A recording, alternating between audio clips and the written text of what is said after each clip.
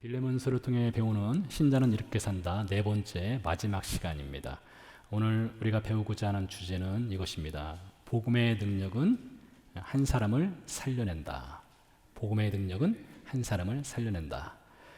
본문에서 바울은 편지를 이렇게 마칩니다. 먼저 빌레몬에게 그의 종 오네시모를 다시 한번 용서하고 형제로 받아줄 것을 간절히 겸손히 또 정중히 요청을 하고요. 이어서 바울이 감옥에서 속히 풀려날 수 있도록 기도해 달라고 부탁을 합니다. 우리가 빌레몬서를 읽다 보면 바울이 나이가 많은 나 바울 이렇게 말하는 것을 볼 수 있죠.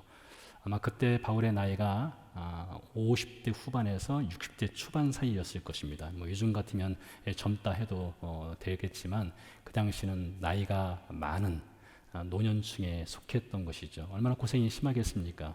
감옥 안에서요. 그래서 그가 속히 풀려날 수 있도록 기도해달라 부탁을 하고, 풀려나게 되면 빌레몬이 살고 있는 골로새라고 하는 곳을 방문할 예정이니 자신을 위해서 숙소를 예배해달라라는 부탁으로 이어집니다. 그러고 나서 바울의 여러 동역자들과 함께 빌레몬과 빌레몬 집에서 함께 신앙생활하는 성도들에게 안부를 전함으로써 빌레몬서를 마치게 됩니다. 이렇게 주인에게 금전적인 손해를 입힌 오네시모를 위해서 바울이 25절 짧은 편지를 써서 오네시모를 용서하고 형제로 받아줄 것을 부탁한 이 편지를 우리가 읽었고 함께 배우고 있는데요. 오늘은 이 빌레몬서 전체의 내용을 현대판으로 치환해서 한번 정리를 해보도록 하겠습니다. 오늘 주일날 낯선 사람 미스터 A라고 하겠습니다. 미스터 A가 우리 교회에 와서 예배를 드렸습니다. 예배를 마친 후에 대화를 나눠보니 미스터 A는 예수님의 예자도 모르는 말 그대로 생고구마였습니다.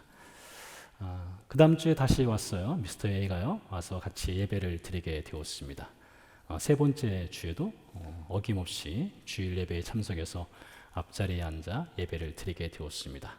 그날은 교회 리더십이 미스터 A에게 복음을 전하게 됩니다.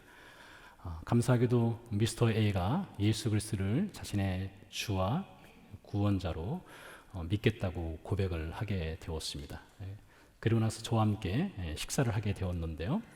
식사를 하는 중에 미스터 A가 고백을 합니다. 자신이 우리 교회를 찾아오게 된 이유를 말하게 되는데, 이유인즉슨 그는 저 아랫동네 타주에 살고 있는 제 친구 아무개 회사의 직원이었습니다. 근데 회사 직원인 이 미스터 A가 회사에 금전적으로 큰 손해를 입히게 되었습니다. 이제 법정 고소가 들어가게 되었고 이제 감옥에 갈 처지에 놓이게 된 것입니다. 그래서 이 문제를 해결할 수 없어서 미스터 A가 아무개 사장의 친구인 저를 찾아오게 된 겁니다. 왜요? 도움을 청하기 위해서죠. 친구 사장과 틀어진 관계를 회복해 달라고 중재를 요청하는 것입니다. 저는 미스터 A를 겨우 3번밖에 만나지 않았습니다. 게다가 미스터 A가 저희가 꺼낸 문제는 돈 문제입니다. 여러분 다 아시겠지만 이 돈 문제만큼 사람들이 신경 쓰는 것 없죠. 참 관계를 가장 어렵게 하는 것도 돈 문제가 아니겠습니까? 제가 어떻게 해야 할까요? 미스터 A를 돕기 위해서 친구 아무개에게 전화를 해서 사정이 딱하니 용서해주고 그를 회사 직원으로 받아주라고 이렇게 부탁을 해야 할까요? 아니면 제가 능력이 있다면 미스터 A에 빚진 것을 대신 갚아줘야 할까요? 아니면 도움을 거절해야 할까요? 여러분이 그 상황에 있다면 여러분은 어떻게 하시겠습니까? 처음 만나는 사람이 금전적인 문제를 해결해 달라고 부탁을 한다는 것은 굉장히 부담이 되는 것입니다. 선뜻 발벗고 나서서 도움을 주는 것도 쉽지 않은 것이 사실이고요. 경우에 따라서는 문제를 일으킨 사람을 만나게 되면 선입견을 또 갖게 됩니다. 색안경을 끼고 바라볼 수도 있겠죠. 될 수 있으면 멀리 떨어져 있는 것이 상책이다. 저 사람 교회 안 났으면 좋겠다. 이런 생각을 할 수도 있지 않을까 싶습니다. 사실 이것을 다시 바울 이야기로 돌아가 보면 바울이 오네시모와 이렇게 만남을 가지면서 내가 당신을 어떻게 믿을 수 있느냐, 혹 당신이 내 친구 빌레몬에게 금전적 손해를 끼친 것은 혹시 돈을 훔친 것이 아니냐, 이런 의심을 또 할 수도 있겠다 싶습니다. 당신이 복음을 믿었다고 말은 하는데 이것은 나를 이용하기 위해서 겉으로만 복음을 믿었다고 말하는 것이 아니냐 등등. 한번 의심이라고 하는 것이 그렇지 않습니까? 한번 의심하기 시작하면 의심은 꼬리에 꼬리를 물어서 고구마 줄기 캐듯이 계속 의심이 생기게 되죠. 그런 의심을 할 수도 있는 상황입니다. 그뿐만이 아니죠. 바울과 오네시모는 감옥 창살을 사이에 두고 있는 관계입니다. 바울은 감옥 안에 있고 오네시모는 감옥 밖에 있습니다. 그런 여러분, 그 관계라고 하는 것이 이렇게 늘 같이 사는 관계도 아니고 같이 동역해서 일을 하는 관계도 아니고, 한 사람은 갇혀 있고 한 사람은 감옥 밖에 있고, 이 관계라고 하는 것이 쉽지 않습니다. 오네시모가 복음을 믿었다 하는데 그것이 실제적으로 삶으로 나타나는지도 확인할 방법도 없는 것이죠. 설령 오네시모가 복음을 믿었다 해도 이 복음의 능력이라고 하는 것이 한 사람을 변화시키는 것은 분명하지만, 그 변화라고 하는 것이 콩나물 주리에 콩나물이 쑥 자라듯이 사람이 어느 날 갑자기 이게 그렇게 크게 자라지는 않지 않습니까? 이런 여러 상황을 고려해 본다면 바울이 오네시모를 위해서 빌레몬에게 편지를 쓰는 것은 상당히 어려운 현실이라고 할 수가 있겠죠. 그런데 바울이 오네시모를 빌레몬에게 돌려보내면서 빌레몬에게 써내려가는 글귀 하나하나를 여러분 보시기 바랍니다. 오네시모를 위해서 그가 이렇게 쓰고 있어요. 11절에 보니까 오네시모는 전에는 무익하고 쓸모없는 종이었는데 이제는 나에게도 당신에게도 매우 유익한 사람이 되었다. 12절에서는 오네시모는 나의 심장과 같다. My heart. 나의 심장과 같은 존재이다. 이렇게 말을 하고 있어요. 그 앞에 9절에서는요, 이렇게까지 말합니다. 오네시모는 나의 아들이다. 내가 갇힌 중에 낳은 아들이다. 이렇게 말합니다. 여러분, 성경에 보면 바울이 13편의 편지를 썼는데 바울이 나의 아들이라고 표현한 사람은 딱 두 사람이에요. 한 사람은 디모데, 또 한 사람이 바로 빌레몬입니다. 네, 디모데와 같은 경우는 어릴 때부터 예수님을 믿는 가정에서 자랐습니다. 바울이 영적 아들이라고 말하는 것이 그렇게 어려운 것은 아니었던 것 같습니다. 근데 오네시모 같은 경우는 전혀 다르거든요. 오네시모는 생짜배기였습니다. 예수님을 믿지 않는 사람이었어요. 그래서 바울이 그가 말하기를 이는 감옥 중에서 내가 갇힌 중에 나았다. 그 말은 어쩌면 바울이 오네시모에게 복음을 전했을 때, 첫 번째 복음을 전했을 때 오네시모가 맞습니다. 제가 믿겠습니다. 이렇게 하지 않았던 것 같습니다.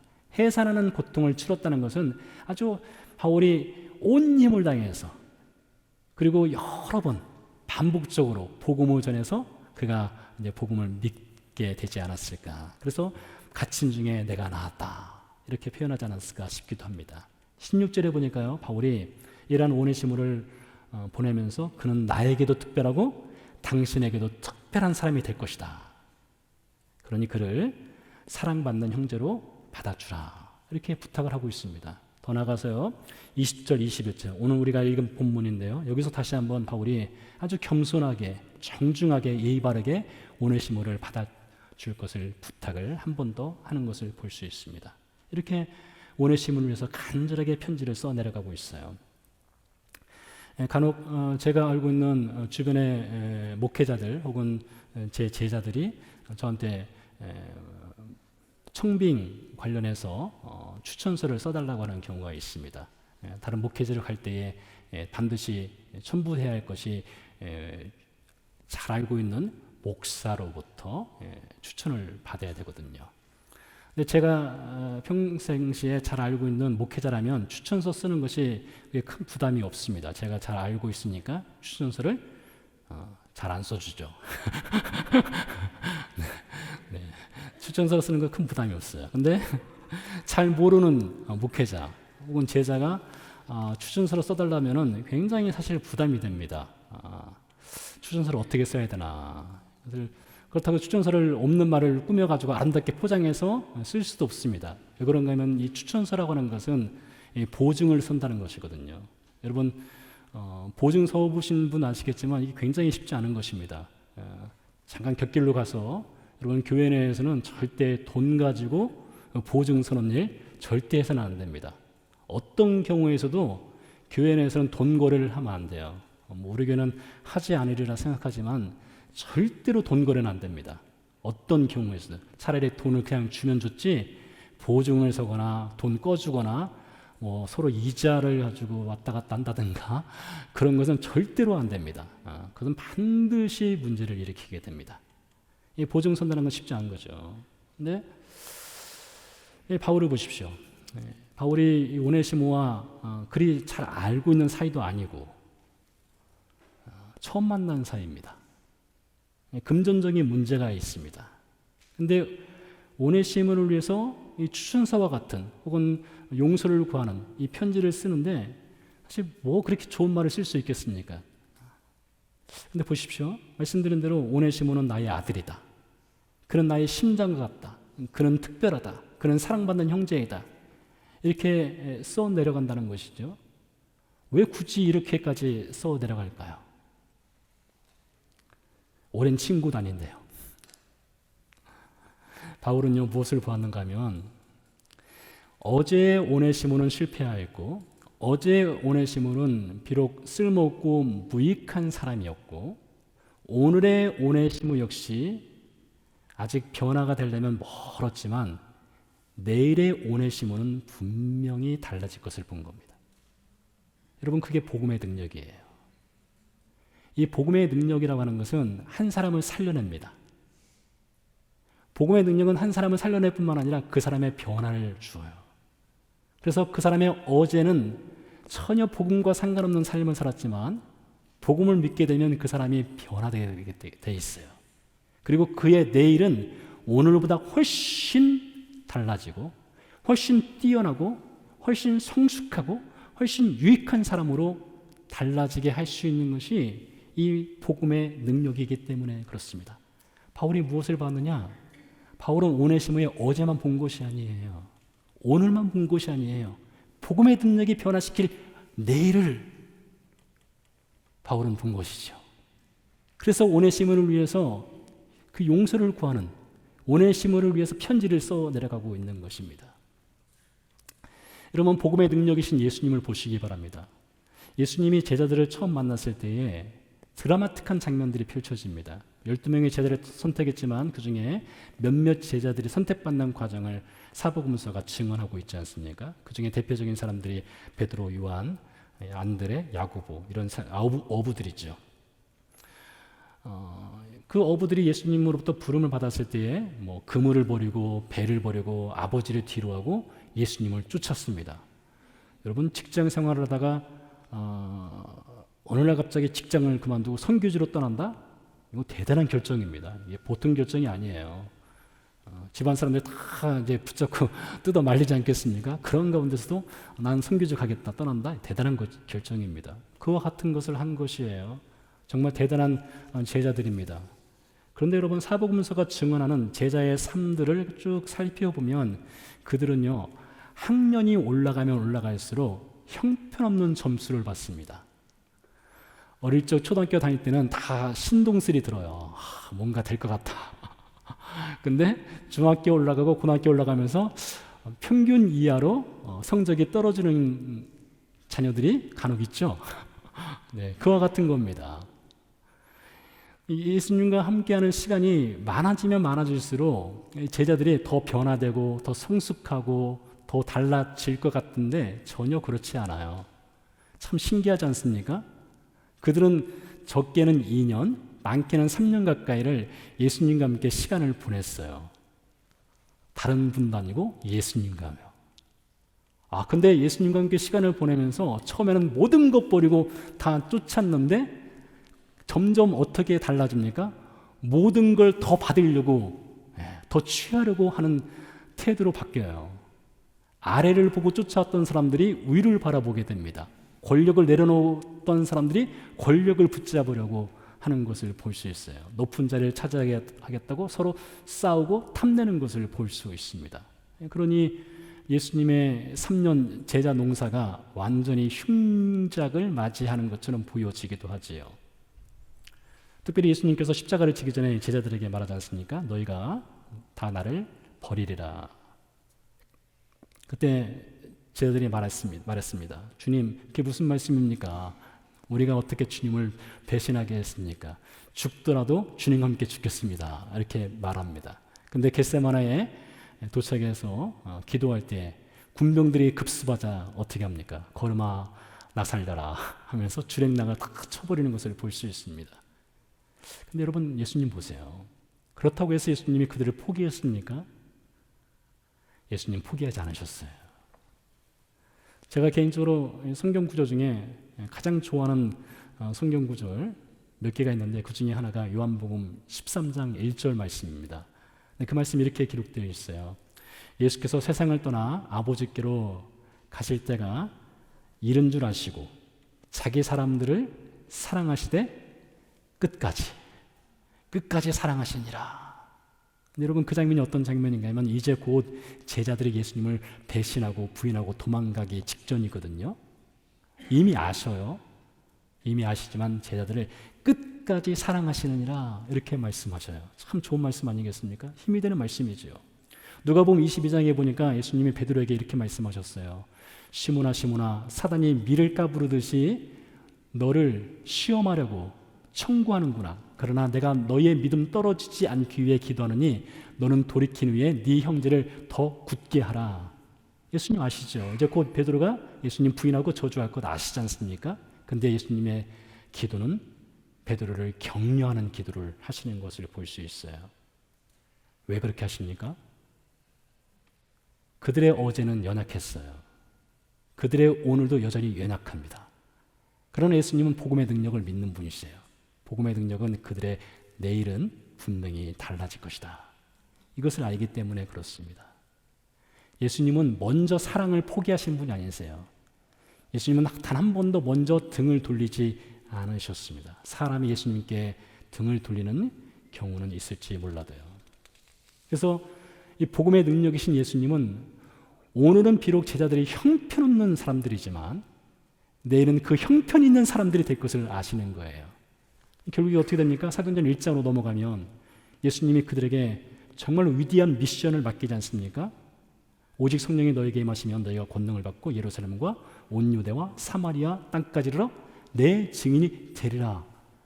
여러분, 이 위대한 미션을 그 형편없던 제자들에게 맡기는 거예요. 그게 복음의 능력입니다. 복음의 능력은 오늘만 보지 않고 내일을 볼 수 있는 거거든요. 오늘 바울이 마지막 인사를 하면서 여러 동역자들의 이름을 언급을 합니다. 그들의 이름을 살펴보면 에바브라, 마가, 아리스다고, 데마, 누가 이런 인물들이 등장합니다. 이런 바울의 동역자들의 이름이 이 빌레몬서에 기록되어 있는데 여러분, 이 사람들 어떤 사람들입니까? 성경이 직접적으로 언급을 하는 경우도 있고 언급을 하지 않는 경우도 있지만 이 사람들 모두가요, 한때 어제는 형편없던 사람들이에요. 근데 이들이 복음을 만났거든요. 복음을 만나고 나니까 그 복음의 능력이 이들의 오늘과 내일을 달라지게 하는 겁니다. 그 중에 마가라고 하는 인물이 있죠. 여러분, 빌레몬서를 가지고 말씀을 전하면서 마가에 대해서 간단하게 말씀드린 기억이 있습니다.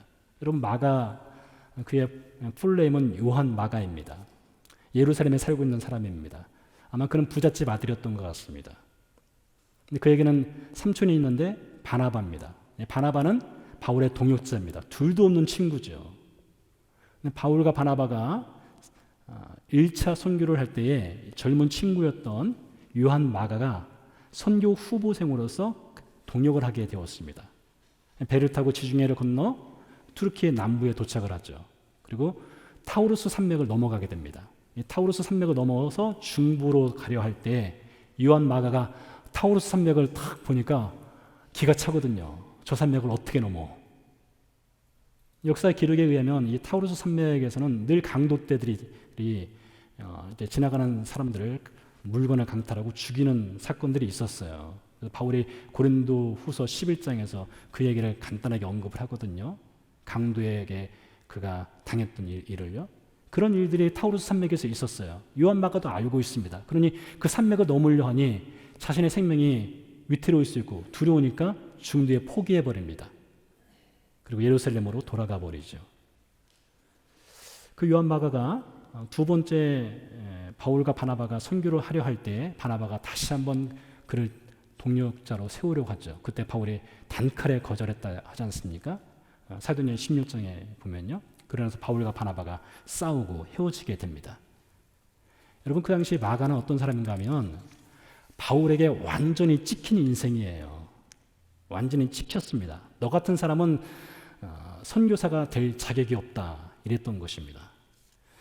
바울과 같이 영향력이 큰 목회자가요, 당시 주변 목사들에게 저 마가는 목사의 세계에서 완전히 추방시켜야 될 사람, 목사의 자격이 없는 사람, 이렇게 말 한마디만 했으면요, 마가는 그 뒤로 성경에서 그 이름이 드러날 수가 없어요. 완전히 사장되는 겁니다. 여러분, 목사의 세계가 굉장히 살벌합니다. 겉으로는 이렇게 용서도력은 아주 온화해 보이는 것 같지만 목사의 세계요, 아주 무서워요. 세상 사람들은 서로 이제 관계가 틀어지고 나면 술 마시고 이제 그래 화해해 한다지만 목사는 기도하지 않습니까? 기도해가지고 나의 하나님이 저 목사의 하나님을 이기길 바라는 하나님을 매우 곤란하게 만드는 세계거든요. 목사들 축구할 때 보세요. 축구할 때 보면 이 목사들의 입이 얼마나 거친지 거기서 진짜 벽의 모습이 드러나고 하지 않습니까? 바울이 만약에 목사로서 이 요한 마가를 한번 찍어버리고 너는 안 돼, 넌 끝이야, 이래 버렸다면요, 마가는 그 뒤로 목사로서의 혹은 선교사로서의 사역을 절대 할 수 없었을 거예요. 근데 오늘 본문 24절에 요한 마가의 이름이 등장을 합니다. 나이 많은 바울이 말하기를 요한 마가가 나의 동역자이다, 이렇게 말을 하고 있어요.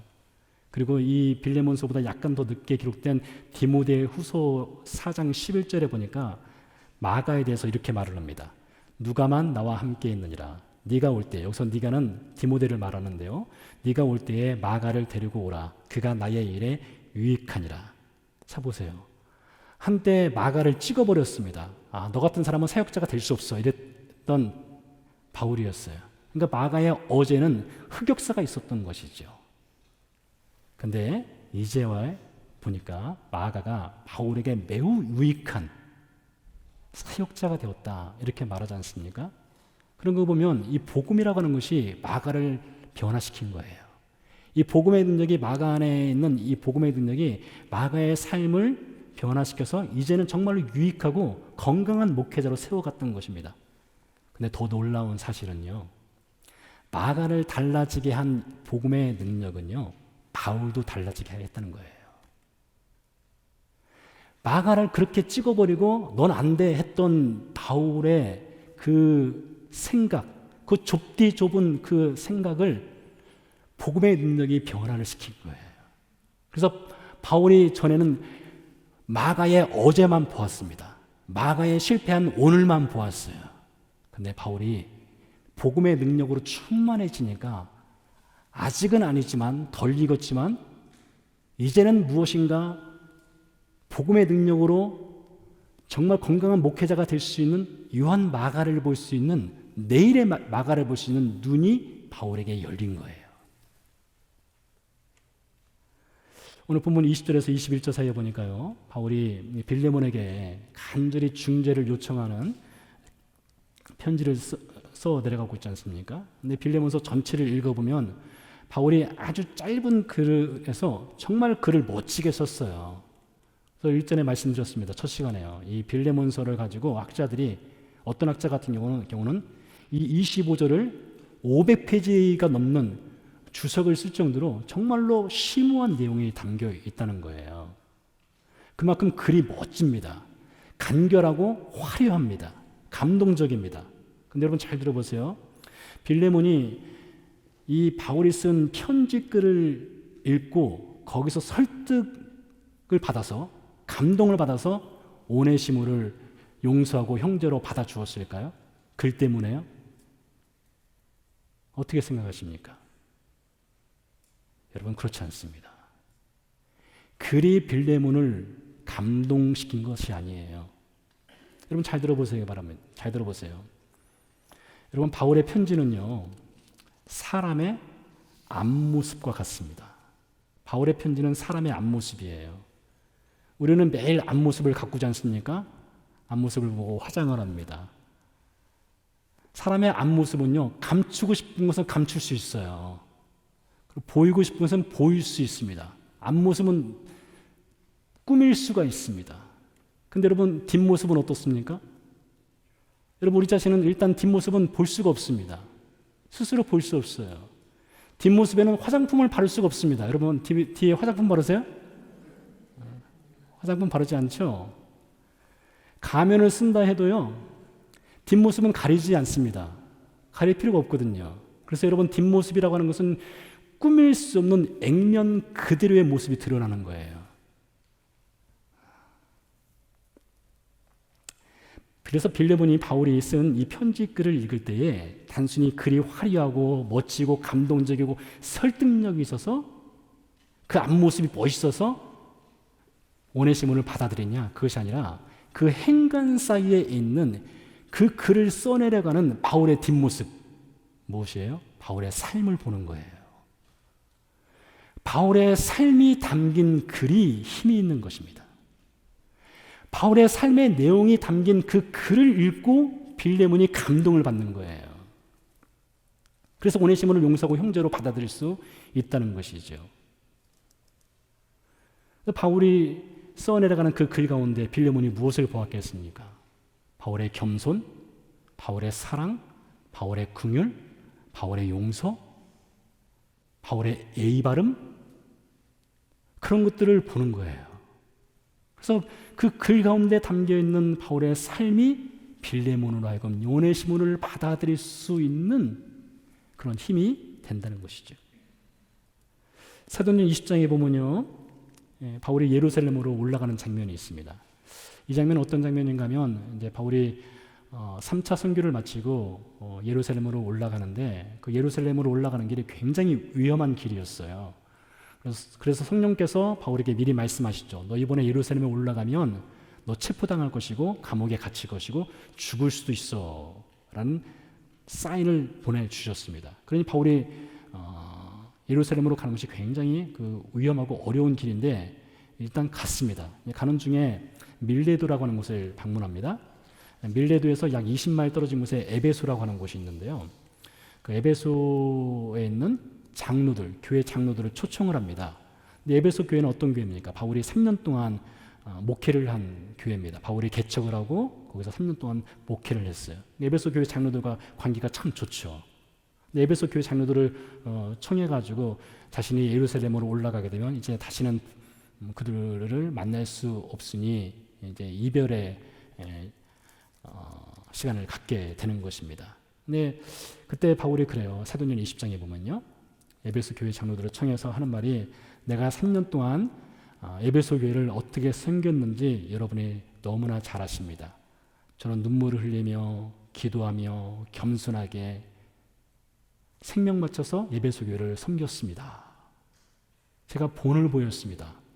이런 말을 합니다. 여러분, 얼핏 보면 바울이 자랑하는 것 같죠? 여러분, 목사가 앞에 서가지고 여러분 제가 3년 동안 여러분 교회를 어떻게 섬겼는지 아시죠? 여보세요. 자랑하는 것처럼 보여줄 수 있지 않겠습니까? 사실 은근슬쩍 혹은 대놓고 자랑하는 사람들 우리 주변에 있습니다. 우리 자신일 수도 있고요. 그런 자랑하는 사람들을 보면 겉으로는 맞아 멋있어 하면서 속으로는 참 밥맛이다. 너 잘났다. 뭐 그런 속내를 숨기기도 하지 않습니까? 그런데요, 어떤 사람들의 자랑은 전혀 자랑처럼 느껴지지 않을 때가 있습니다. 어떤 사람들이 자기가 해온 일들을 말하는데 전혀 자랑처럼 느껴지지 않아요. 오히려 고개가 숙여지는 사람들이 있습니다. 그리고 그것을 사실을 인정하는 경우가 있어요. 왜요? 그 사람이 말하는 그 말에는 그 삶의 무게가 있거든요. 정말 그렇게 살아왔거든요. 그렇기 때문에 그 사람이 아무리 자랑을 해도 그것이 전혀 자랑처럼 여겨지지 않는 경우가 있다는 것이죠. 여러분, 에베소 교회 장로들 앞에서 바울이 내가 에베소 교회를 이렇게 저렇게 정말로 섬겼습니다 라고 말했을 때 에베소 교회 장로들이 어떠한 반응을 보이나 보세요. 사도행전 20장 36절에서 38절 사이에 이렇게 말을 하고 있습니다. 이 말을 한 후 무릎을 꿇고 그 모든 사람들과 함께 기도하니 다 크게 울며 바울의 목을 안고 입을 맞추고 다시 그 얼굴을 보지 못하리라 한 말로 말미암아 더욱 근심하고 배까지 그를 전송하니라.